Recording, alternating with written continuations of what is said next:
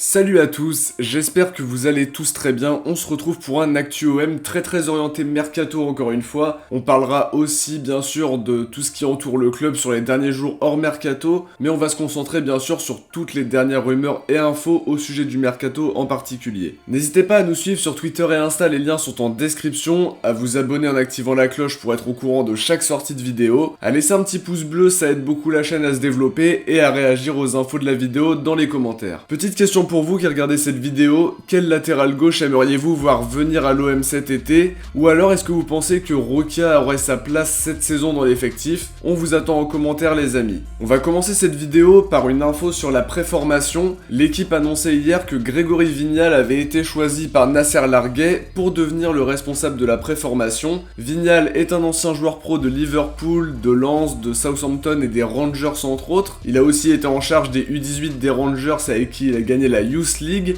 et était le manager des féminines des Rangers l'année dernière. Une nouvelle recrue au sein des équipes de jeunes et c'est une très bonne chose pour développer le centre de formation qui est maintenant au centre du projet. En termes de jeunes joueurs, plusieurs joueurs pourraient rejoindre l'OM dans les prochains jours d'après 13-013, comme le Tahitien Tierno Milomono, âgé de 18 ans, a laissé avec l'OM après avoir refusé de prolonger avec l'OGC Nice. Pareil pour le jeune Tony Algrin de 2002 lui aussi, défenseur non conservé par l'AC Ajaccio et qui est à l'essai avec l'OM. Le latéral gauche Ilyas Mourad, né en 2002 lui aussi, est à l'essai. Il jouait avec les U18 de Wasquehal la saison dernière. L'OM va aussi prospecter du côté du Maroc et de l'académie Mohamed VI en s'intéressant à Belarouche, Bentayeb, Nakash et le jeune Oussama Targaline, milieu de terrain très talentueux convoité en Europe et qui aurait réussi son essai à l'OM. L'OM aurait même proposé un contrat pro de 3 ans. Le joueur donne sa priorité à l'OM mais rien n'est fait encore, ça bloquerait sur des petits détails. Beaucoup de concurrence sur le dossier.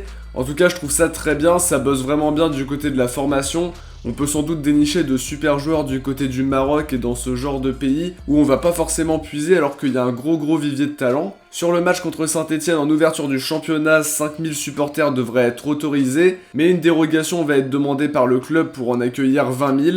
La réponse devrait être donnée dans le courant de la semaine. Bien évidemment, ça dépend de plein de facteurs, la situation sanitaire, le protocole sanitaire qui est prévu et aussi le comportement des supporters qui viendront. En tout cas, ça serait une super chose d'avoir plus de spectateurs pour la reprise de la Ligue 1. Sur la blessure de Benedetto, rien de très grave, AVB nous a donné des nouvelles et a priori c'est toujours la blessure au tendon. Il a juste besoin d'un peu de repos et sera peut-être ménagé contre Stuttgart pour le préserver d'ici Saint-Etienne. En tout cas, c'est moins grave que prévu et c'est l'essentiel. Sur les infos mercato, AVB demande un latéral gauche et un attaquant. Ces arrivées seront liées à des ventes. Pour ce qui est des ventes, pas encore d'offres pour les joueurs de l'OM. C'était déjà le cas l'année dernière si on en croit les propos d'AVB. Le marché est aussi un petit peu timide pour l'instant. Parmi les joueurs ciblés, Max-Alain Gradel a été suivi par le club. Il y aurait même eu des négociations contractuelles d'après l'équipe. Franck McCourt en personne s'y est opposé, marqué par les arrivées de Sertic et de Strootman. Il ne veut plus recruter de joueurs trentenaires, c'est aussi très opposé à l'idée de trading que veut mettre en place le club.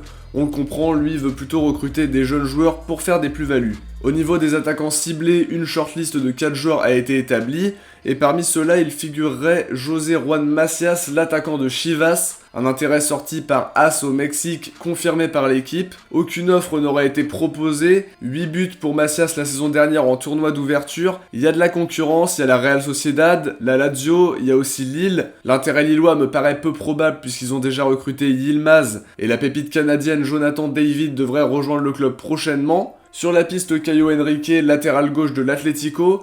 L'équipe confirme l'intérêt de l'OM pour cette piste. Aucune offre non plus soumise pour le moment, mais l'info de la Provence est en tout cas confirmée. Du côté de la piste Cuisance, d'après les infos de Sport 1 en Allemagne, il y a eu une réunion samedi entre Cuisance, son conseiller et le responsable du recrutement du Bayern, Marco Neppe. Le milieu français a réitéré son envie d'avoir un meilleur temps de jeu et sa volonté éventuellement de partir en prêt. A priori pour l'instant le Bayern ne veut pas le laisser partir puisque les décisions de Hans-Dieter Flick vont être prédominantes à ce sujet. Le coach bavarois semble lui faire un petit peu plus confiance puisqu'il lui a donné pas mal de temps de jeu en fin de saison. On va attendre la fin de la Champions League pour en savoir un petit peu plus sur les intentions du Bayern au sujet de Cuisance. Pour Mitroglou, AVB aurait bien fait comprendre aux joueurs qu'il ne comptait pas sur lui et si on en croit les infos de l'équipe, Longoria va prendre les choses en main pour régler la situation du grec. Contrairement à Zubizarreta qui aurait eu tendance un petit peu à laisser ce genre de dossier s'éterniser, Longoria lui devrait tout faire pour trouver une porte de sortie. que ce soit en prêt pour économiser son salaire sur sa dernière année de contrat ou une résiliation, mais a priori ça n'arrangerait personne puisque ça pourrait coûter cher au club. En tout cas, le nouveau DS compterait prendre les choses en main et régler rapidement ce dossier. Pour Morgan Sanson, le Disport indique que le dossier s'accélère.